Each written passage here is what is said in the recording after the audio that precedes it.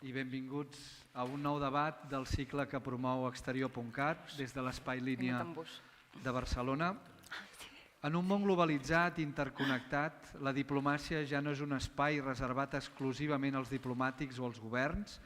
La diplomàcia pública ha emergit com una eina fonamental en les relacions internacionals contemporànies, on l'opinió pública, la cultura, els mitjans de comunicació i fins i tot les xarxes socials juguen un paper clau en la projecció d'un país al món.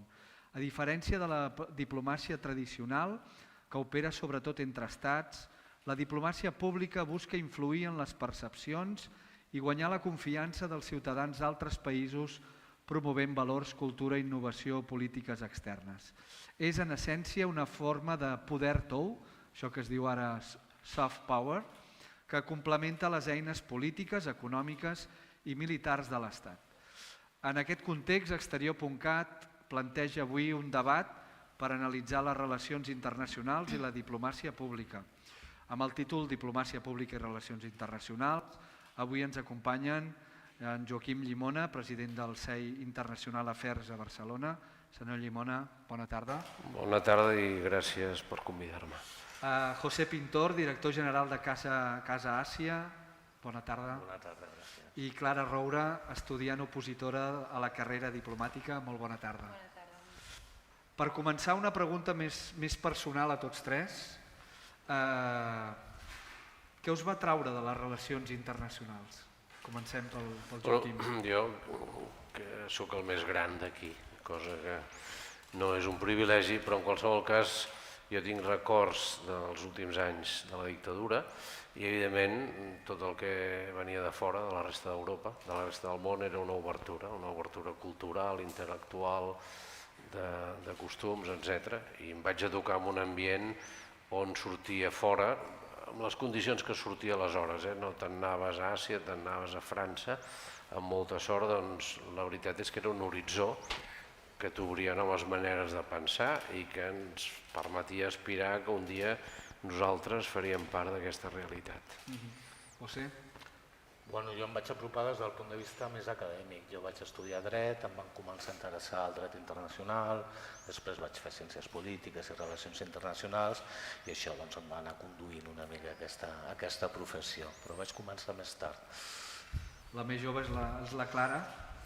Sí, jo també vaig començar a interessar-me des d'una perspectiva més acadèmica i el que vaig veure és l'oportunitat d'entendre el món des de moltes vessants. És a dir, al final la naturalesa interdisciplinar que et donen les relacions internacionals et permet entendre el món des de l'economia, la història, el dret, però també al final des de la filosofia, les llengües, les cultures diferents i crec que això és important per tenir una perspectiva més global de la realitat. El debat es dividirà en 5 parts: diplomàcia tradicional i actual, eines i estratègies, comunicació i percepció internacional, diplomàcia pública i conflictes i participació ciutadana. Comencem per aquest primer bloc, diplomàcia tradicional i actual. Quina és la principal missió d'un diplomàtic? Aquí tenim un diplomàtic en actiu. Jo no soc diplomàtic, No. Soc aficionat a la diplomàcia. Jo crec que la principal tasca que té un diplomàtic és, primera, representar el seu país davant d'un altre país, i això vol dir economia, vol dir cultura, vol dir institucions, vol dir temes socials, però jo crec que n'hi ha una que està una mica fins i tot per damunt d'aquesta, que és negociar.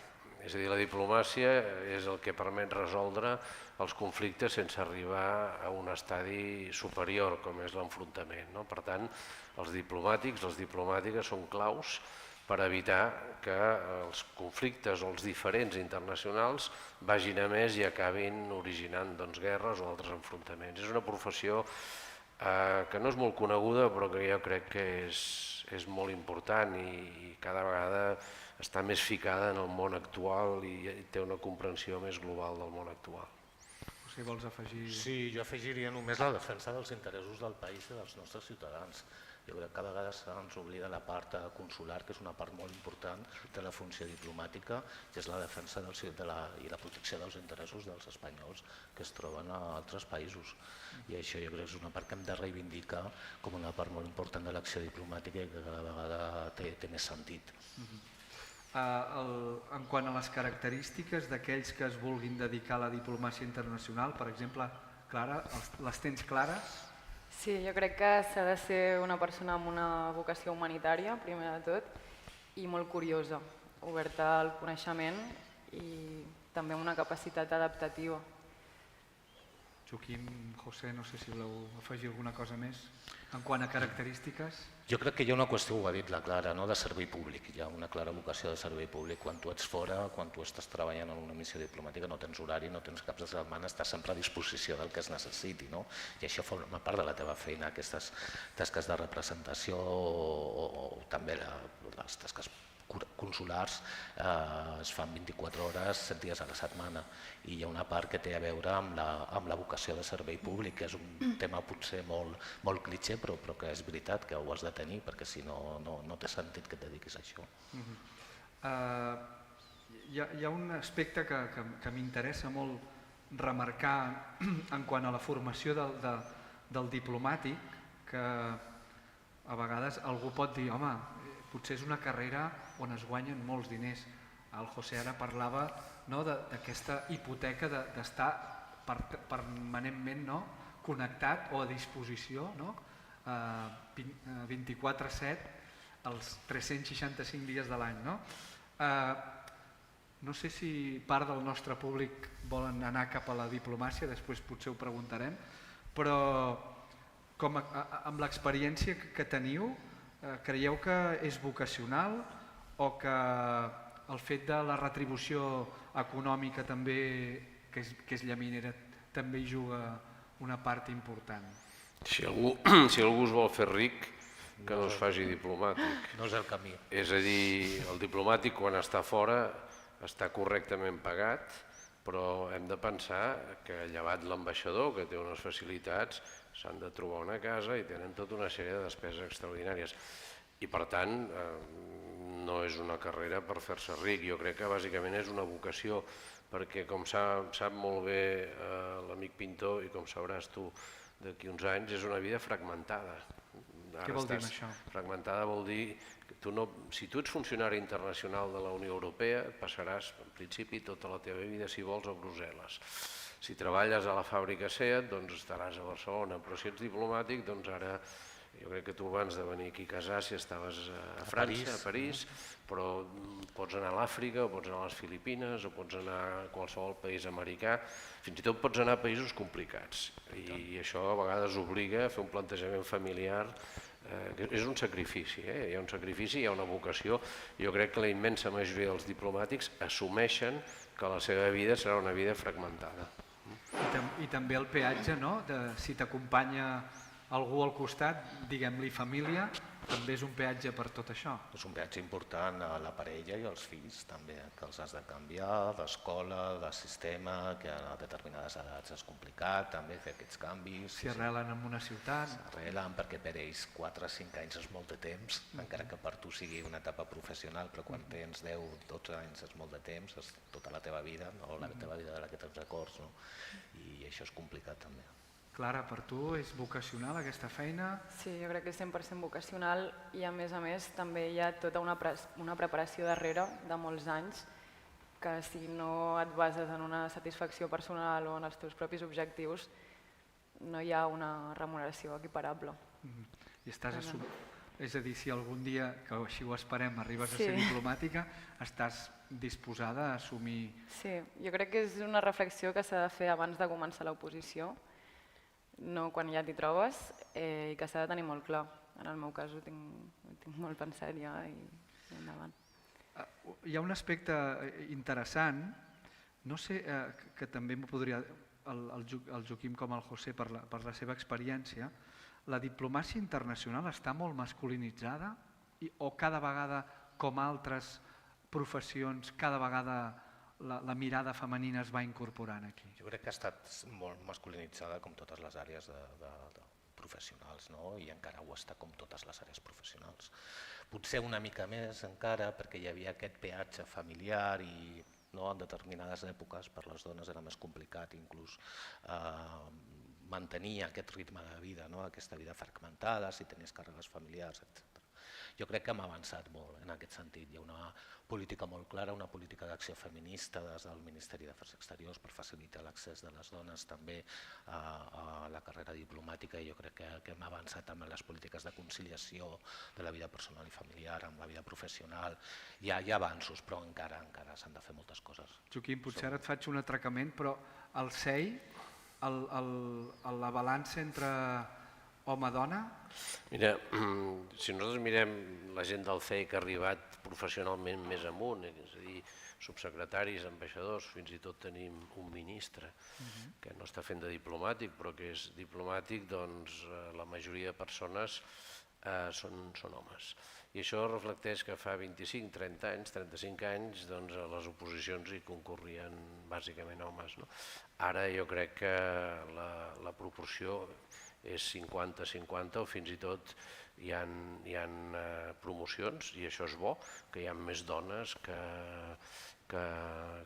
homes. L'any passat les persones que han entrat del CEI a la carrera és una dona, i jo crec que en les properes promocions això seguirà.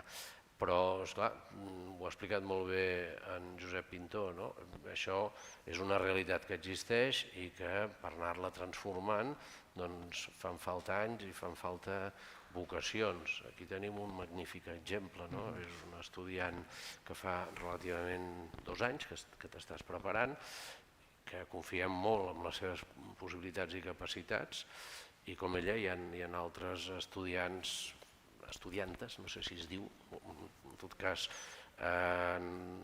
joves, noies que estudien la carrera, i veiem que hi ha un canvi i es nota. Vull dir, per exemple, no són exactament diplomàtiques, però la presidenta de la Comissió Europea és una dona, afortunadament, la presidenta del Banc Central Europeu és una dona, la secretària general del Consell d'Europa és una dona.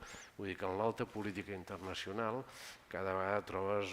La situació es va equilibrant, tardarà uns anys però es va equilibrant. Clara, tens aquesta percepció que hi ha un canvi de tendència?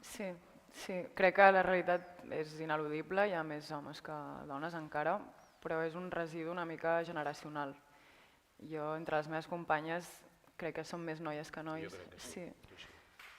I es veu, l'última convocatòria van haver-hi més diplomàtiques, noies que nois també. Crec que a mesura que avança el temps es va equilibrant una mica. Es va equilibrant el gènere. També, quina evolució està tenint la diplomàcia actual amb la tradicional? També hi ha una certa diferència amb el que teníem entès fins ara i el que realment és avui, la diplomàcia? El tòpic del diplomàtic o la diplomàtica amb una copa a la mà i fent recepcions, jo crec que és una funció que s'ha de continuar fent, perquè a vegades el contacte directe, el contacte distès ajuda, però jo crec que la immensa majoria dels professionals diplomàtics i diplomàtics en exercici espanyols són completament polivalents, i a més de que en determinades circumstàncies poden assumir funcions consulars al llarg de la vida, doncs tenen una visió holística i es preocupen. Jo he viscut amb algun ambaixador, no diré qui ni on, una situació d'un accident en un país lluny, amb morts espanyols, i he vist com aquella persona que el veies com a ambaixador, etc., com és lògic, s'arremangava i feia de tot, que és el que et toca fer en una circumstància d'aquesta. Aleshores jo crec que hi ha un canvi i que cada vegada més aquest concepte que ens explicaves tu, vosaltres dos, de servei públic, de vocació de servei públic, és el que presideix l'acció d'un professional de la diplomàcia. José, a tu t'ha enganxat una mica al mig del canvi d'una diplomàcia tradicional a una diplomàcia més actualitzada o més moderna? Jo potser he conegut encara el tipus de diplomàtic que pertanyia que s'arremangava, no, que no s'arremangava. Val. He conegut encara aquest tipus de diplomàtic, jo crec que ja queden molt pocs, jo crec que ara efectivament des de fa uns anys la gent és molt polivalent, és molt conscient de que som funcionaris, que estem al servei del ciutadà que ens paga amb els seus impostos i que hem de donar un servei, finalment. no? Estem per donar un servei de l'administració de l'Estat a l'exterior, amb tot el que això comporta, no? I la feina s'ha d'adaptar també, i no només amb això, a la tecnologia, evidentment, als processos, treure burocràcia, no? Fer unes altres activitats que abans no havies de fer perquè potser no existien, no? I has de començar a treballar amb eines com, crec que després parlarem d'això, no? Com les xarxes o altres eines que també faciliten la nostra feina, no? I que són molt diferents de les que existien fa 20 o 30 anys. En aquesta evolució, quin paper juguen avui actors no estatals com ONGs, empreses, universitats, influencers en la diplomàcia pública? Clara. Jo crec que tenen un paper clau i que, de fet, permeten que les institucions més tradicionals es puguin dedicar a altres aspectes, no? Al final, una ONG dona una neutralitat que també li atorga més legitimitat que potser un estat no tindria a l'hora de resoldre conflictes. L'aparició també de xarxes socials fa que el món estigui encara més interconnectat, apareixen nous actors com poden ser els influencers, que a la vegada és una mica també perillós, perquè són oportunitats però són reptes a la vegada, de com es transmet aquesta informació, quin és el públic al que arriba. És perillós, una mica. Aquests actors no estatals, ONGs, el que acabo de dir, creus que, o creieu que sumen en la tasca que també fan els estats? No, endavant. No, jo crec que hem de partir d'una realitat, i és que el món ha canviat i la gent interactua. I les relacions internacionals van més enllà de les relacions entre governs, tots formem part de les relacions internacionals. Quan viatgem, quan vivim en un altre país, quan estem a la universitat i fem un intercanvi, quan vas a un concert per escoltar un músic que ve de no sé on, o quan veus una pel·li d'un altre país. Finalment aquests intercanvis existeixen i són cada vegada més freqüents perquè el món està més interconnectat, no? Encara, i això és inevitable. I hem de tenir molt present des del punt de vista dels estats, jo crec que això complementa l'acció dels estats i que ens hem de recolzar també en aquests agents per fer política exterior, i és part de l'acció exterior de l'estat. Vols afegir alguna cosa, Clara? No, estic molt d'acord. Al final s'interrelacionen entre ells aquests actors, no és que siguin exclusius un de l'altre. I fins a quin punt la diplomàcia pública pot influir en la política exterior d'un estat? Jo crec que en termes generals sempre ajuda, no? Però hi ha circumstàncies quan hi ha una... Jo anomeno potser la diplomàcia institucional, que és la diplomàcia tradicional, no en el sentit que dèiem abans, sinó la diplomàcia de les convencions de Viena i de tota una sèrie de coses. Quan hi ha una situació de tensió entre dos estats, la diplomàcia fa molta feina, però va molt bé, per exemple, que una orquestra d'un estat que té un problema amb un altre estat vagi en aquell estat i toqui. Va molt bé que hi hagi un intercanvi cultural, científic, fins i tot esportiu. Per què? Perquè sempre obre espais de diàleg. L'important en relacions internacionals és intentar exercir l'alteritat, que vol dir no només escoltar l'altre, sinó intentar entendre l'altre. I aleshores el fet que un país t'enviï un bon intèrpret musical, una bona actriu de teatre, una bona científica, etc., va molt bé, perquè genera una relació que després pot ser molt útil per tenir un clima que faciliti les relacions més institucionals i més polítiques. Jo crec que, a més, la diplomàcia més tradicional, per entendre'ns els ministeris d'exteriors i els governs, entenen d'una forma molt clara que és important tenir una bona relació i en determinats moments fins i tot coordinar-se i sumar esforços. Entrem en un altre bloc, que és el d'eines i estratègies. Quines considereu que són les eines més potents de la diplomàcia pública en l'era digital, per exemple? És que, com deia, jo crec que tots som part d'aquesta diplomàcia pública. La diplomàcia pública al final és una eina de l'acció exterior de l'Estat, i tots fem part d'aquesta. Tenim les xarxes socials, tenim totes aquestes eines que faciliten l'intercanvi, i ara es fan moltíssimes exposicions virtuals, pots fer treballs d'investigació entre dos investigadors que es troben a dues puntes completament oposats del món, hi ha intercanvis d'estudiants, com sabeu, hi ha tota una facilitat per incrementar aquests intercanvis que abans no existia. Jo crec que és molt important poder aprofitar aquestes noves eines per afavorir aquest intercanvi. Per edat, la Clara li preguntaria si les ambaixades i consulats haurien d'actuar com a creadors de contingut. Ja creen contingut realment utilitzant xarxes socials, tant des de Facebook, Instagram, X, ja és una realitat, està passant, però no han d'actuar com un mitjà de comunicació independent. Al final han de seguir la línia també del Ministeri, però és un instrument més i sobretot, per exemple, en l'àmbit de consulats trobo que és molt útil perquè té un impacte directe en el públic, en aquest cas és la ciutadania. Joaquim, això dels creadors de contingut, com s'encaixa? Com s'encaixa? Jo estic una mica fora d'aquest món. Aquí sí que, com diuen, m'heu pillat.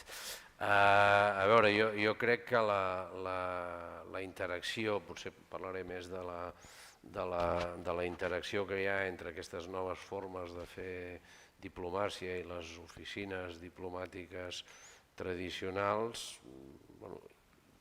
impregna mútuament i fa que moltes vegades quan un científic o un intèrpret o un actor, actriu, etc., va fora, prengui en consideració que ha d'intentar ser amable, que ha d'intentar donar a conèixer la seva realitat, etc.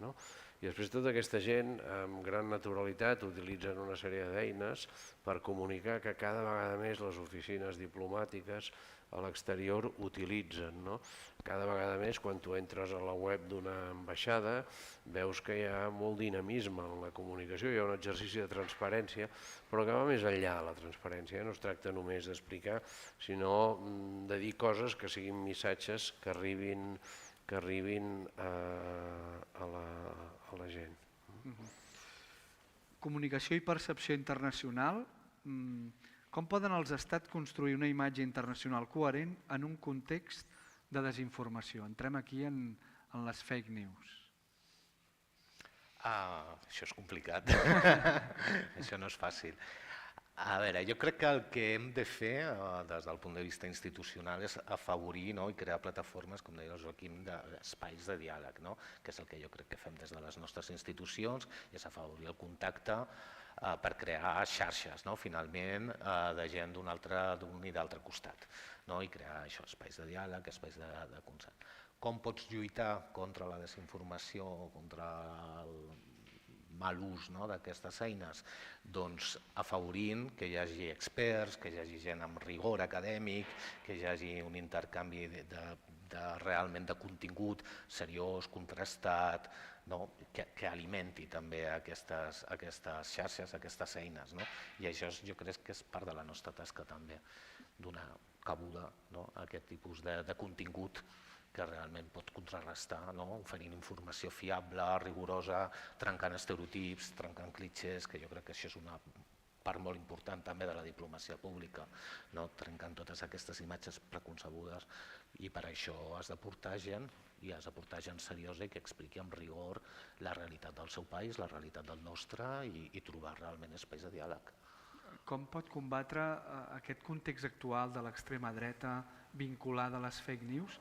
Com pot combatre tot això la diplomàcia pública, les relacions internacionals? Perquè sembla que en aquest context es vagin com trencant petites peces. Jo crec que aquest és un problema seriós, és a dir, hi ha tota una informació que a més es presenta en formats atractius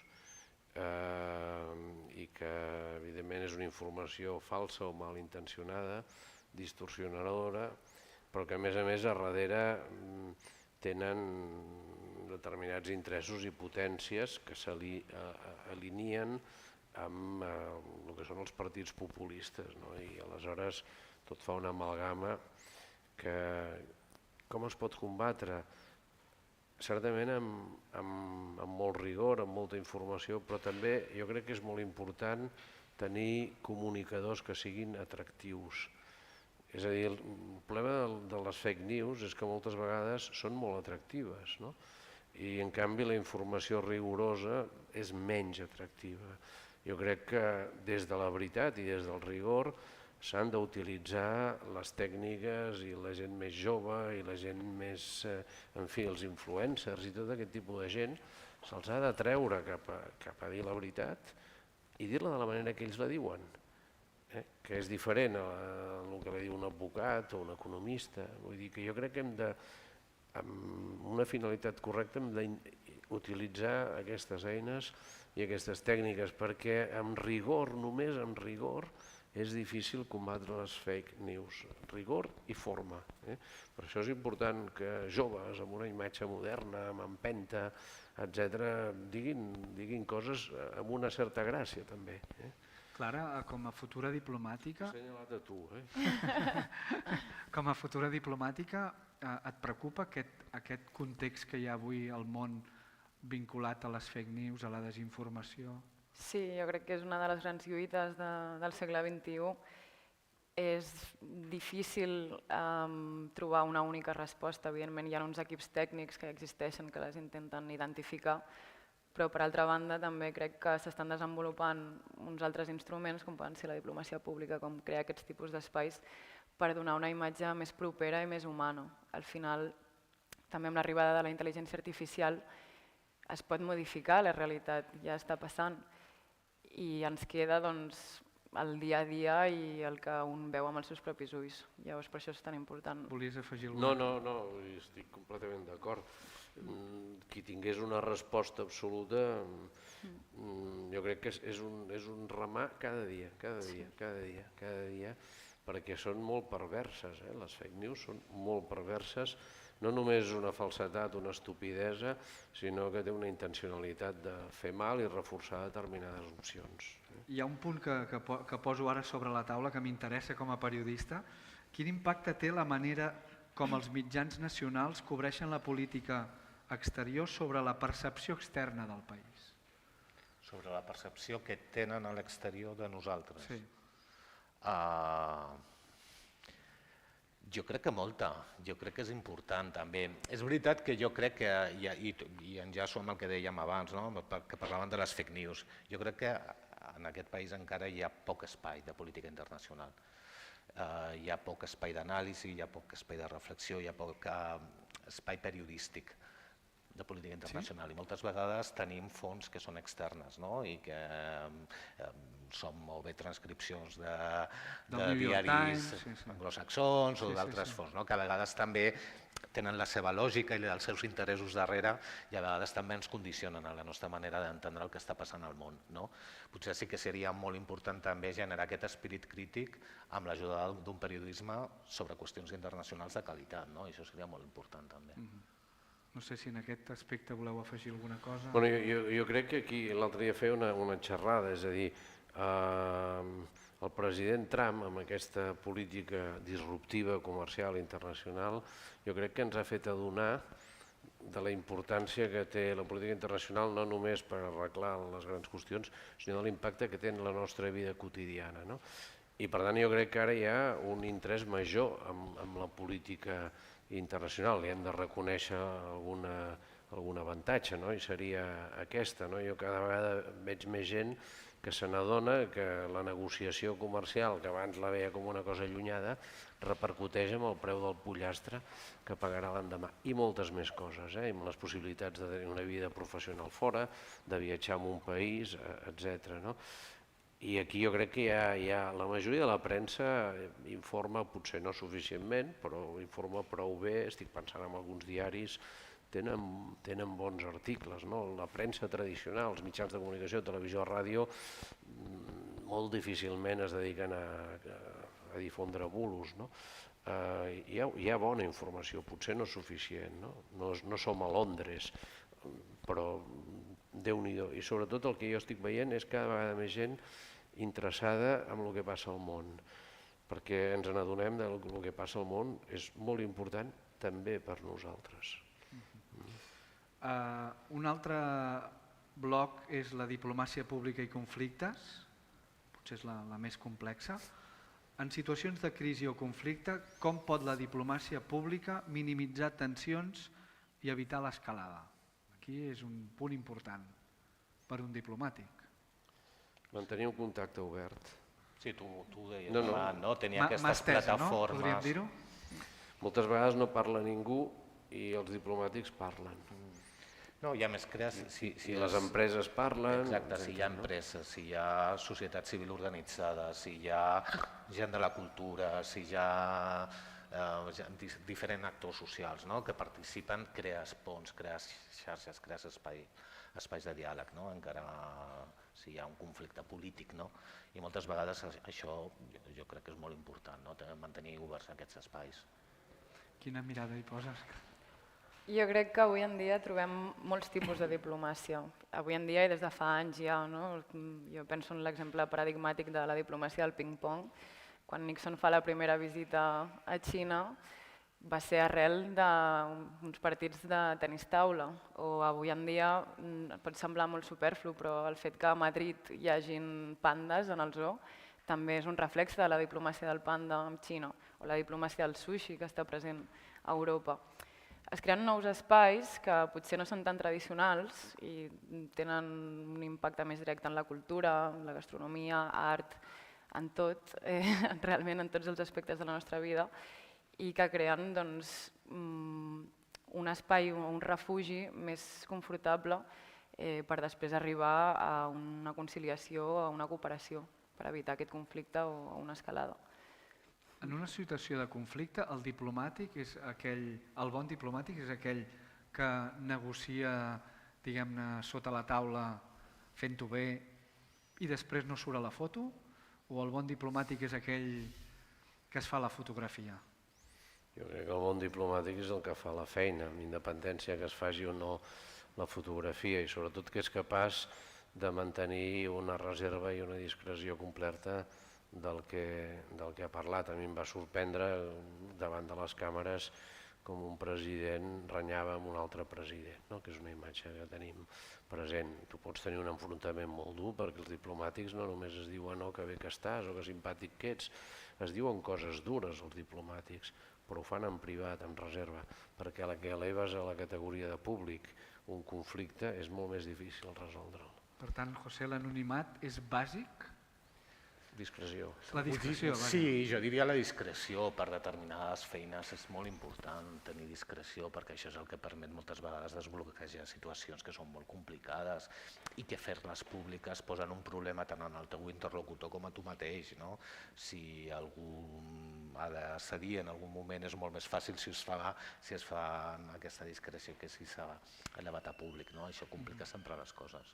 No et voldria posar en un compromís, però tu podries explicar algun exemple d'alguna situació de crisi que has viscut? Sí, però em posaries en un compromís, però no, sí que et puc explicar. Sí, et puc explicar situacions. Mira, moltes vegades en situacions de tensió consular, que potser són les més fàcils d'entendre, quan hi ha algun espanyol en una situació policial o judicial inclús complicada, hi ha moltes vegades que tenir aquesta interlocució en determinats països pot facilitar que aquesta persona tingui molt menys problemes que tindria si no tinguessis accés a aquesta interlocució. I això ho has de fer de manera reservada, evidentment, perquè si es fa públic, aquesta persona ja no té la capacitat de maniobra que tindria si això es queda en privat. I això finalment beneficia de forma directa a un ciutadà. Dues preguntes més en aquest àmbit. Quins riscos comporta utilitzar la diplomàcia pública com a eina d'influència política o propaganda? Bé, jo diria que des del punt de vista extern és no saber discernir entre què és la diplomàcia pública que està oferint l'Estat i què és una propaganda de caràcter ideològic o polític. Quan aquesta diferència no està clara, la imatge que es té des de fora pot estar molt esbiaixada del que és la realitat. Crec que és el principal risc. Jo crec que la diplomàcia pública política, no és propaganda, és una altra cosa. Ja és una altra cosa, ara en un país democràtic. Vull dir, nosaltres, el tipus de diplomàcia pública que fem no és diplomàcia de propaganda. Nosaltres no estem només per promocionar Espanya i atraure inversions i promocionar la nostra cultura a l'exterior. Això ho fem també, però va molt més enllà. Jo crec que la nostra diplomàcia pública té a veure amb aquesta defensa de valors, en crear xarxes, com dèiem, espais de diàleg, perquè creiem que això ens beneficia a tots. No? Per un costat, perquè és com deia Joaquim, si la política exterior ens afecta a tots, és lògic també que sigui el més inclusiu possible, no? I que hi hagi gent que participi també d'aquest debat de política exterior i crear aquells espais de diàleg i de connexió entre institucions i societat civil a l'àmbit exterior també és molt important. I per altra perquè crees efectivament aquests espais que d'alguna manera són els que lubriquen la resta de relacions entre institucions. Si tu tens unes universitats que s'entenen, si tu tens estudiants, si tu tens programes d'intercanvi, si tu tens empreses en un país i en un altre, tot és molt més fàcil. No? Vols afegir alguna cosa? Estic molt bàsicament d'acord amb el que han dit els... Fins a quin punt els diplomàtics van... És a dir, han de ser independents? No. O van lligats també a un possible canvi del govern? Bueno, a veure, són funcionaris, no? Són funcionaris, però hi ha, això ho diré jo, tu no ho pots dir. Jo no soc diplomàtic, no, vull dir que jo crec que hi ha posicions molt... Hi ha diplomàtics de carnet? Bueno, i primer hi ha diplomàtics que no són diplomàtics, o més ben dit, hi ha ambaixadors que són ambaixadors polítics, n'hi ha pocs. I després hi ha posicions que són molt estratègiques que s'entén que qui les ocupa ha de tenir una certa sintonia amb el govern de torn. Això no té res a veure amb el sectarisme, ni molt menys, però és lògic que si les relacions amb Madagascar són claus per a Espanya, doncs la persona que hi sigui tingui una certa sintonia, perquè probablement haurà d'interactuar molt més amb la ministra o el ministre del RAM i ha de tenir en posicions molt claus, que són poques. Jo crec que això està previst, vull dir que hi ha una previsió legal, això ja són càrrecs de lliure disposició i això implica que determinats càrrecs, com els de l'ambaixador, són nomenament del Consell de Ministres. I és lògic finalment que el Consell de Ministres decideixi quines persones té confiança per ocupar determinades posicions. El resta de diplomàtics són funcionaris, vull dir que nosaltres obeïm, no ens han presentat eleccions, no ens han presentat un programa polític, nosaltres obeïm i tenim un deure de fidelitat al govern i al nostre ministeri i a través del nostre ministeri, al nostre govern. De tot plegat el que estem comentant, com a estudiant encara, quina mirada hi poses? No, jo estic bastant d'acord en aquesta línia. Al final crec que a Espanya només hi ha un 3% de diplomàtics polítics. La resta són funcionaris i evidentment treballen pel govern, però són diplomàtics d'Espanya, no de cap partit ni de cap legislatura.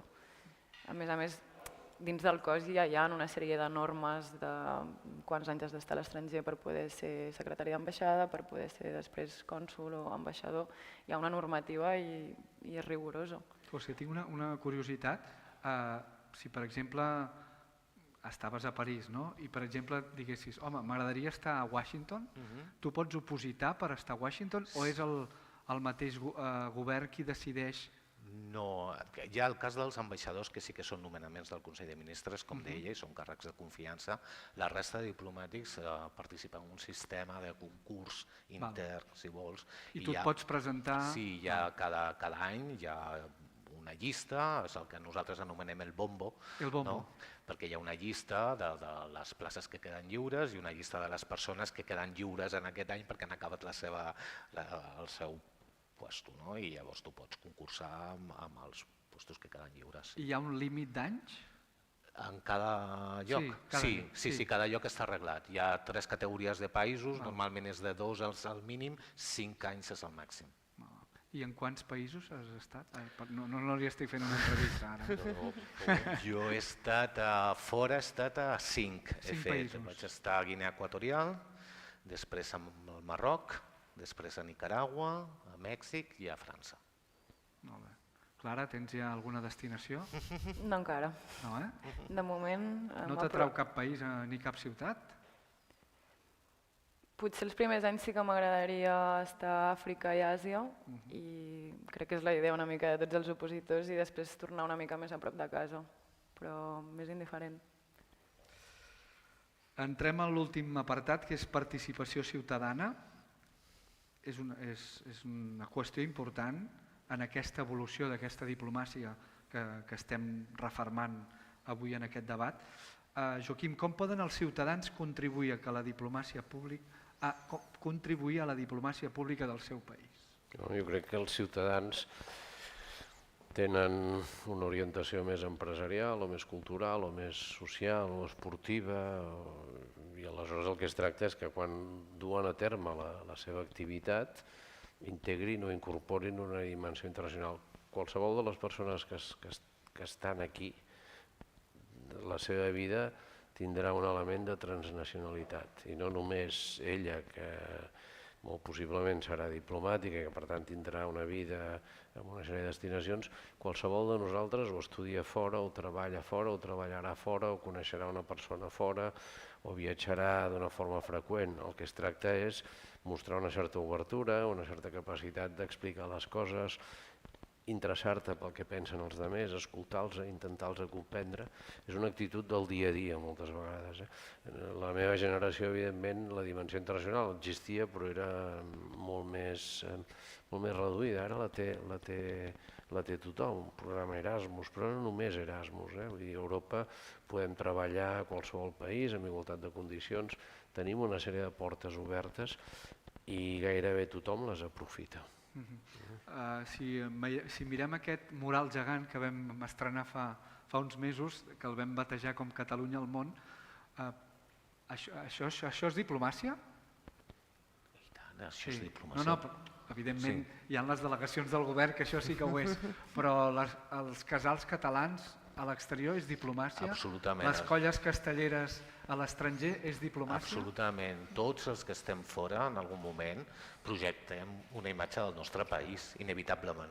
Per un ciutadà de la Xina o del Japó, quan veu algú d'aquí, de Catalunya, es fa una idea del nostre país també, perquè nosaltres transmetem també la idea del nostre país. Per això és tan important els programes com l'Erasmus o tots els programes de mobilitat estudiantil, perquè això ha permès en Europa crear aquest sentit de comunitat i crear aquestes xarxes, perquè finalment és molt més fàcil entendre't amb algú que coneixes. I d'alguna manera tota la presència internacional forma part de la diplomàcia pública, igual que forma part la diàspora també dels altres països que es troba aquí a Catalunya i que són agents de diplomàcia molt importants també i a vegades se'ns oblida. Són ponts actius entre les nostres societats i les societats d'on procedeixen. I ja no només des del punt de vista social o cultural, també econòmic moltes vegades i educatiu. Clara, creus que els ciutadans cada cop tindran més veu i vot en aquesta diplomàcia pública del seu propi país? Sí, és que de fet la diplomàcia pública es basa en aquesta opinió pública. Ja hi formen part activament i cada vegada, a més amb les facilitats que tenim avui en dia, que estem tots interconnectats amb un telèfon, ja ni tan sols cal viatjar. A vegades des de darrere una pantalla ja pots donar aquesta imatge o projectar la cultura que vols transmetre. Quan us diuen la paraula soft power, què us ve al cap? Hi ha un autor que va escriure un llibre, Marc Leonard, no sé si l'heu llegit, que es deia Per què Europa liderarà el segle XXI. Aleshores aquest autor considerava que Europa tenia soft power. Soft power és el poder que s'exerceix no per la força, sinó, potser la paraula no és prou apropiada, però per la seducció, per la capacitat de convèncer amb una oferta de qualitat, amb uns arguments ben pensats. Ara sembla que està en crisi. El soft power sembla que està en crisi i que el que és eficaç és donar cops sobre la taula. Però jo tinc la percepció i sobretot l'esperança de que les relacions internacionals en definitiva tornin a aquest concepte. Tu, si has d'arribar a un acord amb un altre país, no és a base d'amenaçar-lo, és a base de seduir-lo, de convèncer-lo que l'acord serà bo per les dues parts. I per tant jo crec que Europa, no podem tampoc mirar a una altra banda, tenim unes amenaces reals i per tant hem d'assumir, diríem, polítiques menys simpàtiques. Hem de gastar més probablement en seguretat, etc. Però no hem d'abandonar el soft power, no l'hem d'abandonar. Si l'abandonem, en fi, el hard power està molt bé però és conjuntural, el soft power és més durable. José? Jo estic d'acord, és una inversió a llarg termini, finalment és el que condueix. Si nosaltres volem fer, perquè també crec que la diplomàcia pública dona identitat a la nostra política exterior, i si nosaltres volem defensar valors a l'exterior, la defensa del multilateralisme, dels drets humans, del feminisme, si nosaltres volem projectar-nos al món amb aquesta imatge hem de comptar amb la gent que forma part de la nostra societat. Els governs sols ja no ho poden fer, han d'anar acompanyats de tota la xarxa d'agents que intervenen realment en les relacions internacionals. Creieu que en aquest escenari de conflicte, tenim molts conflictes oberts ara mateix. Més de 50, 57. Creieu que les relacions internacionals estan més en entredit que mai? O és quan s'hi ha d'abocar encara molt més esforç? No, les relacions internacionals no estan més en entredit que mai, al contrari, estan més sobre la taula. Hi ha certs polítics que... Això és una altra cosa. No, és a dir, una altra cosa és com es fan les relacions internacionals. En aquests moments, segons fonts més o menys fiables, hi ha entre 55 i 60 guerres obertes. Nosaltres sentim a parlar molt de les que en són més properes. Han aparegut una sèrie d'actors nous que no practiquen, és a dir, el món, per exemple, la democràcia està retrocedint, això és un drama. Cada vegada hi ha més percentatge de població que viu en règims autocràtics, que vol dir que són formalment democràcies però no ho són. Rússia hi ha eleccions, a Venezuela hi ha eleccions, per exemple, autoritaris o totalitaris. Totalitaris, el cas més clar, és Corea del Nord. Per tant, hi ha un retrocés de la democràcia i és aquí on a través del soft power Europa ha de seguir intentant liderar un discurs basat en la preeminència de la dignitat del ser humà i per tant en règims que la respectin i aquest respecte només es pot donar d'una forma sostinguda en règims democràtics. Pot semblar molt utòpic el que dic, però no deixa de ser el que penso i no puc deixar de dir el que penso. No és fàcil, perquè estem en un moment on tenim un senyor que diu 10% d'aranzels, diu no et posaré 50 perquè no m'agrada el que un jutge teu està decidint. Tot això és inaudit. Jo crec que ens hem de seguir esforçant en fer la nostra, encara que dius, a curt termini potser sembla que no guanyem. Clara? No, jo estic absolutament d'acord. De fet, crec que quan més conflictes hi ha és quan més valor tenen les relacions internacionals i la diplomàcia. En la línia també del que parlàvem abans del soft power, jo ara m'ha venia al cap la imatge d'Unamuno dient venceréis però no convenceréis. Crec que la part de convencer és aquest soft power. És el que perdura realment en el temps per trobar una pau més estable. José? Sí, jo també ho crec. Jo crec que hem d'aprofitar aquest escenari també per reivindicar les coses que sabem que funcionen, per reivindicar un ordre internacional amb unes regles clares, unes institucions internacionals fortes, amb tots els problemes que tenia Nacions Unides, però reforçar aquesta vessant internacional, aquests espais on els governs podien sentar-se i parlar, una Organització Mundial del Comerç, unes organitzacions que han quedat molt, la UNESCO, etc., o l'Organització Mundial de la Salut, que han quedat molt debilitades en aquest escenari.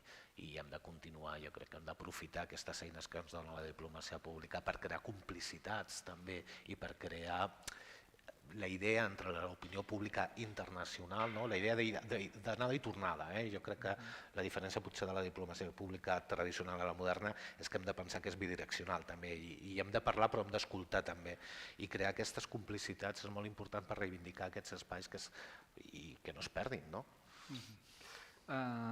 Ens deixo 3 minuts i anirem al públic si hi ha alguna pregunta. És el moment de parlar de casa seva, que és el CEI.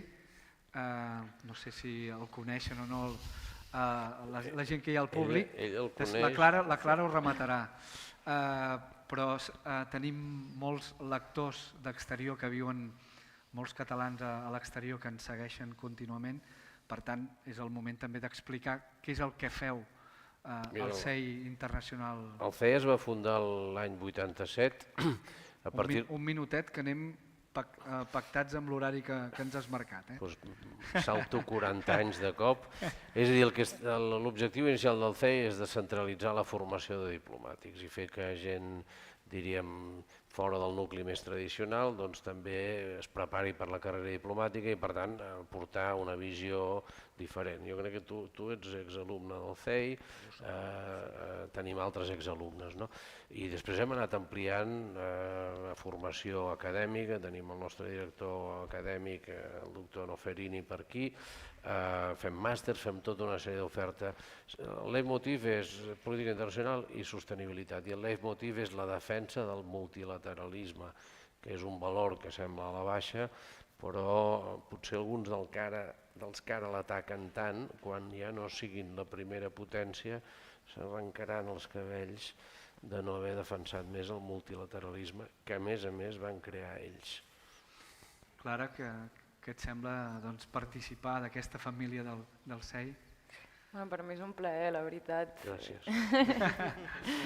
Jo no miro, no ni escolto. En general, com a institució, jo parlo des de la meva experiència personal, estic molt contenta, sempre m'han tractat molt bé. Jo estic preparant l'oposició per la carrera diplomàtica, però sí que és veritat que també fan diferents màsters i sempre ha sigut un tracte molt proper, un acompanyament molt seguit, que a vegades en una oposició que és tan solitària s'agraeix i tothom que s'ho estigui pensant, la veritat que ho recomano. José, no sé si vols dir alguna cosa del CEI. Jo parlo del CEI o de CEI. Casa Àsia. Fem després Casa Àsia. No, jo vaig ser alumne del CEI, jo vaig preparar ja la meva oposició, vaig aprovar des del CEI, jo no em vaig anar a Madrid, jo crec que va ser una oportunitat magnífica i crec que és una oportunitat magnífica sobretot pels que no som de Madrid, perquè finalment a Madrid centralitzava la preparació d'aquesta oposició, i els que no som d'allà i era molt complicat traslladar-nos allà, tenir l'oportunitat de fer-ho aquí ens donava una oportunitat que hem d'aprofitar, jo crec, i que sí que jo estic d'acord amb tu i hem d'animar la gent a que s'apropi a conèixer aquesta professió a través del CEI. I ara acabes amb la falqueta de Casa Àsia. I ara començo. Ara estic aquí a Barcelona perquè estic dirigint Casa Àsia, que és una institució de diplomàcia pública, precisament, dedicada a apropar el coneixement entre Espanya i els països asiàtics. I per això treballem també amb els sectors econòmics, culturals, socials, educatius del nostre país i dels països asiàtics, precisament per afavorir aquesta interconnexió i aquesta creació de xarxes entre els països del continent asiàtic i el nostre. Que aviat estrenareu seu, però avui d'això no en parlem. Aviat estrenaré seu l'any que ve. Molt bé. Acabem aquí. No sé si les persones que avui sou al públic us ha quedat alguna coseta per preguntar. Si teniu interès en ser futures diplomàtiques, veig moltes noies, per tant avui marxaré content a casa. Voleu fer alguna pregunta? Ja sé que la primera pregunta és la que més costa, si no tirem una mica del CEI. El doctor Noferini. No sé si vol afegir alguna cosa també. Bona tarda. Bona tarda. Os felicito per les paraules. De la meva parte, reforçar el fet que hi ha sempre més dones interessades en apropar-se a la carrera, i lo puc dir perquè controlo una mica les dades i l'accés a la preparació, i això jo crec que és una bona notícia, no? Nosaltres des del CEI tenim un màster en diplomàcia i afers internacionals, que quizá és un primer passo, no? Per apropar-se al món de la relació internacional, i després intentar l'accés a la carrera, que és un camí molt dur, perquè lo és, però que té un destí. Jo sempre dic, i aquí conclueixo, que no he vist diplomàtic o diplomàtica arrepentits o arrepentides, i he parlat amb diversos i diverses en aquests últims 5 anys, així que us invito, us animo per qui estigui interessat. Algú vol fer alguna intervenció? Segur que sí, home. Aquest noi d'aquí.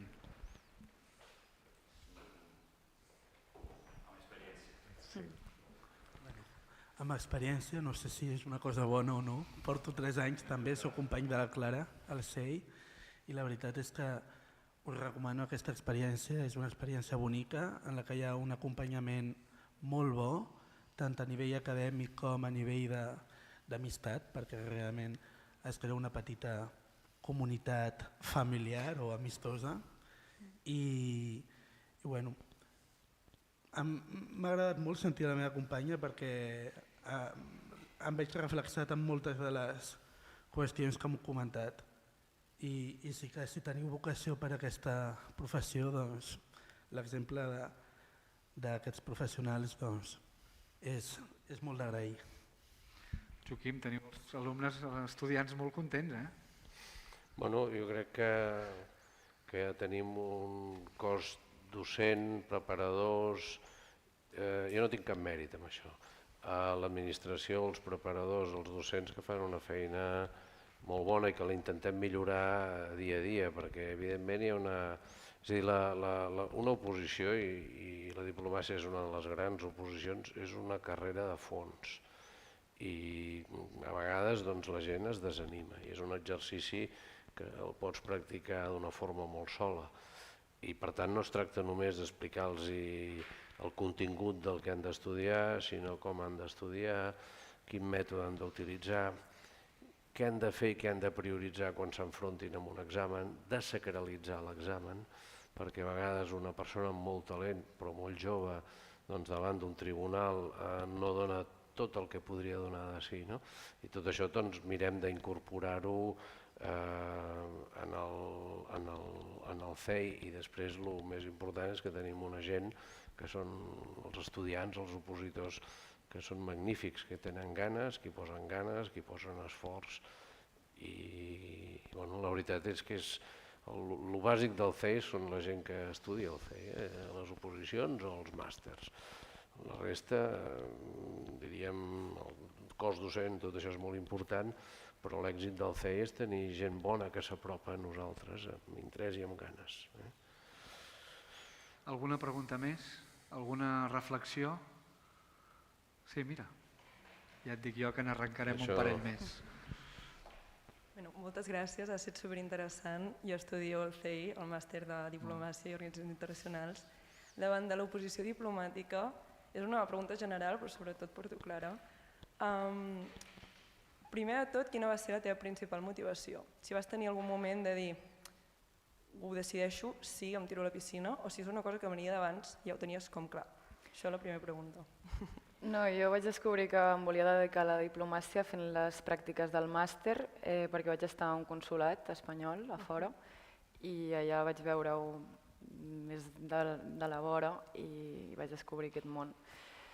Passa a vegades que si no tens experiències prèvies, no és una professió, com bé ha dit abans en Joaquim, que no es coneix gaire. Una vegada la descobreixes, jo crec que és fascinant per moltes persones. Sí, jo també ho crec, que és fascinant. Sí que penso, però, que a nivell general la diplomàcia com que està a tot arreu, com dèiem, des de la cultura, l'art, a tot arreu, però a la vegada com que la persona mitjana no ho té tan present. No sé si què proposaríeu com perquè això estigués més present a la vida quotidiana? Aquesta és una bona reflexió.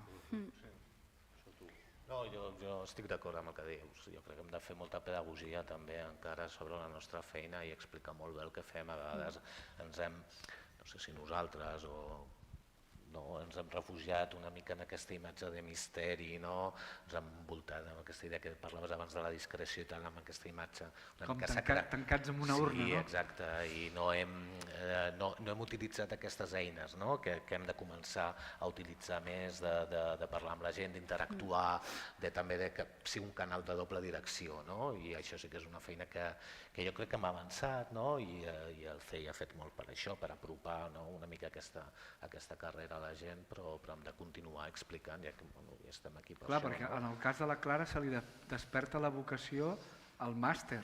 Sí, no, Però hi ha d'haver casos, no?, que a un nen o una nena amb 15 o 12 anys potser tingui aquesta vocació, o no és habitual?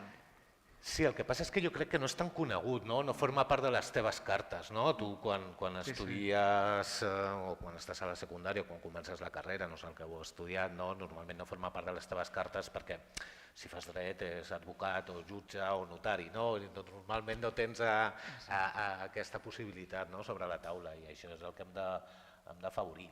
També jo volia completar una mica el que han dit abans els meus companys. És una oposició que té una peculiaritat respecte a altres i és que és molt ampla.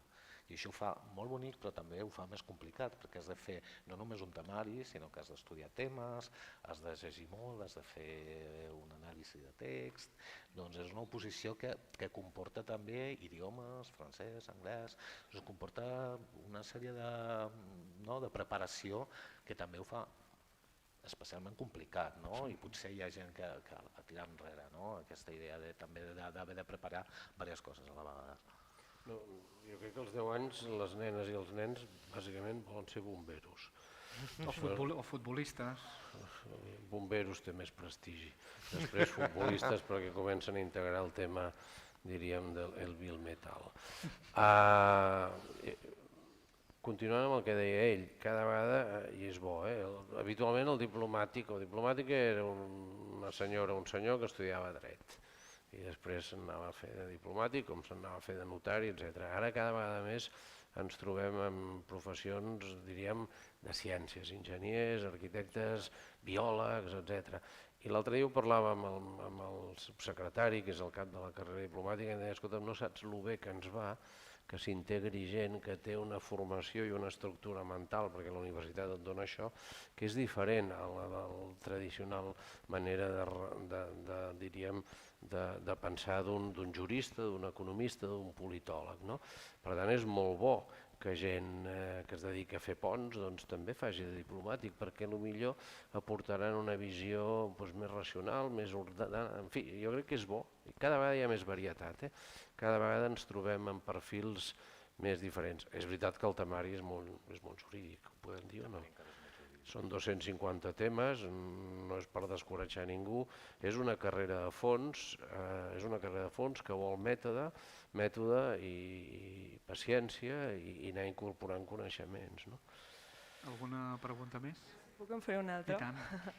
Que és que si veieu factible, ja sigui a llarg termini o a curt termini, una reforma o algun tipus de proposta de millora per al sistema de les oposicions diplomàtiques o per al camp en general. Hi ha una idea sobre això. Hi ha una idea que no arribarà demà, ho dic perquè els que estan estudiant no es preocupin. L'altre dia, escolta'm, això m'afectarà a mi? No, no t'afectarà, no?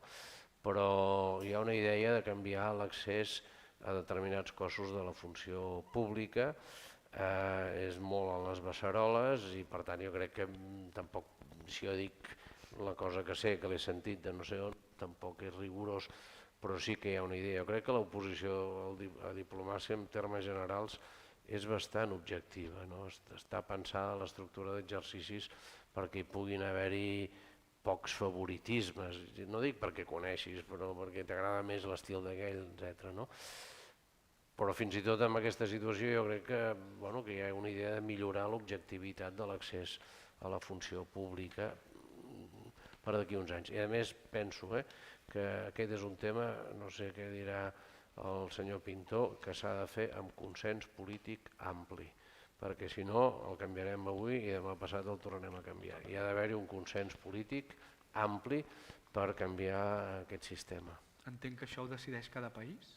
Sí, França ha fet un canvi radical, Europa està fent coses, cadascú farà coses, no? És allò de cuando las barbas del vecino veas pelar, pon les tuyes a remojar, no? Però, perdoneu, això s'ha de fer amb consens. Els grans partits han d'estar d'acord. S'han fet ja petites reformes, amb l'idea de fer més accessible precisament la carrera, eliminar també algunes barreres socioeconòmiques que existien també, i que és molt important també donar la possibilitat a gent que potser no té recursos per accedir a la preparació, que és una preparació cara, perquè finalment deixes de treballar, no pots treballar, normalment no treballes mentre prepares l'oposició i no tens cap garantia de que la trauràs en un any, en 2 o en 3 o en 4, i donar un sistema de suport jo crec que és molt important. I probablement el contingut s'haurà de modernitzar. A curt termini s'està modernitzant, doncs el que dèiem, donar més pes a les qüestions consulars, que cada any ocupen més espai en el temari, la part més digital, més tecnològica també necessàriament haurà de cobrar més importància perquè són les eines amb les que treballem tots els dies i això ha d'estar d'alguna manera reflexat en el procés de selecció i potser sí, potser el procés s'anirà modernitzant, segur. Moltes gràcies. No sé si hi ha alguna pregunta més. No? Doncs ho deixarem aquí. Joaquim Llimona, president del CEI International Affairs a Barcelona. Director. Ai, sempre et dic president, eh? Si no s'enfadarà el president actual, que és el rector de la UB. Doncs li dones totes les disculpes. No li diré. És millor ser director que president. José Pintor, director general de Casa Àsia, moltes gràcies. I Clara Roura, estudiant opositora a la carrera diplomàtica, moltes gràcies i molta sort. Esperem que d'aquí pocs anys et podem convidar aquí, ja no com a estudiant, sinó com a diplomàtica. Gràcies. Moltes gràcies a tots els que heu vingut i fins la propera. Gràcies.